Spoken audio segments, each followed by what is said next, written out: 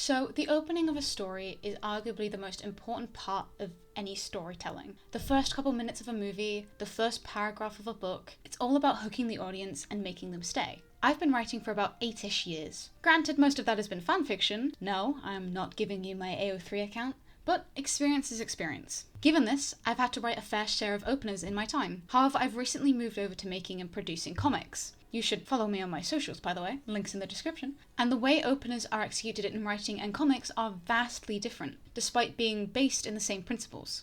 A lot of the comic information I'm talking about is coming from 5 pages from Manga in Theory and Practice by Hirohiko Araki, who is the brain behind JoJo's Bizarre Adventure. I apologize if I've pronounced his name wrong. I know it's about manga, but it has a lot of lessons that can be applied to any type of comic creation, or serialized narratives in general, so I seriously recommend reading it. Like I said, I'm only using about 5 pages of this, and there's like 300, so there is so much that I have not touched, so I do recommend checking it out. But before we get into it, let me talk about what I'm drawing in the background. This is a poster for my webcomic Keys of Corruption, which is hopefully going to come out late spring, early summer of this year. In a world where only 1% of the population is born with special powers called keys, distressing things start to happen to Rose Kingsley when her mentor dies. This sets into motion a dangerous chain of events which will change Rose's life forever. So, if this sounds like your kind of thing, consider following me on my socials. Links are in the description. So this video is going to be split into 2 parts: principles of an opener and comic application of said principles. Section 1. Principles of an opener. There are 4 opportunities you have to grab an audience's attention. The first sentence, or the first few seconds, the first paragraph, or the first full minute, the first page, or the first act of an episode, and then the first chapter,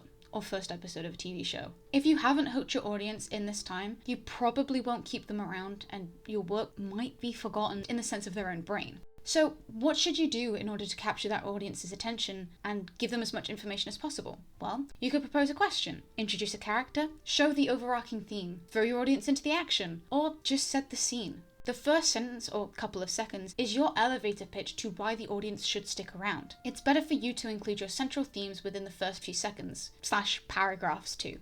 There's no point in you talking about cats if the story is about war, or the relationship between 2 brothers if the story is about 2 sisters. Give your audience something or someone to root for. Get them emotionally invested in a character or idea. Something for the audience to sink their teeth into and go, oh yeah, this can go places. Try to answer the who, what, when, where, why, and how in your first page or the first act of an episode to make sure you're giving the audience as much information as they need. Do not exposition dump. I'm talking about if this is a fantastical world. Show that. Does this world have magic? Is it set in steampunk Victorian England? Is it a fictional America where guns don't exist? These are the kind of things that you need to tell your audience immediately. Not how the world came to be or the power system. These can come naturally later on. A final point for this section: don't pay mind to trends. I know TikTok has warped the way that we market ourselves and our work, but if you truly have something to say, don't change it because something else is popular or trending at the moment. Memorable stories, and sometimes big hits, aren't made by creators who jump on a bandwagon. They come from those with a clear message, saying,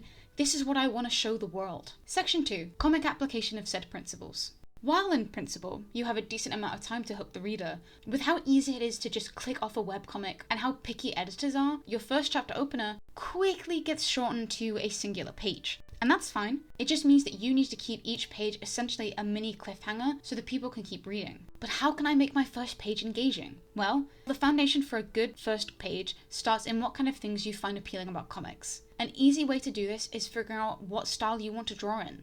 Is it full color, black and white, rough lines, or thin lines? Figuring out the style you want to draw in, having a compelling title, good dialogue, and giving as much information as possible that's not exposition will help the reader grasp what kind of comic you're trying to make and where it may be heading.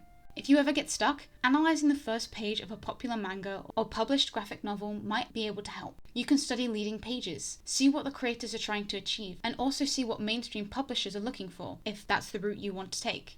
From this, you can write a list of things that you'd like to use and what you thought was engaging. Don't copy from other artists, that won't make your work original, but inspiration is something you can totally take. Making sure your work sounds and feels original, especially with how many comics and webcomics are out there, will help you create a dedicated audience and stand out from other comics in your chosen genre.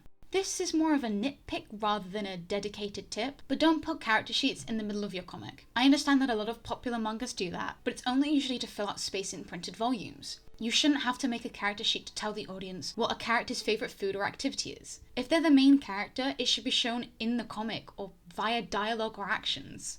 It's definitely harder to think of an idea on how to start your comic, and I'd leave this alone until the idea strikes you. Maybe get a decent way through your planning first, that way you'll have a decent grasp on what kind of story you're trying to tell, and then go back to the opener. Or just screw it, we ball, you know? The best part of your comic is that it's your comic. Do what you want, follow whatever rules you want, and break rules whenever you feel like it. And most of all, go make that damn comic.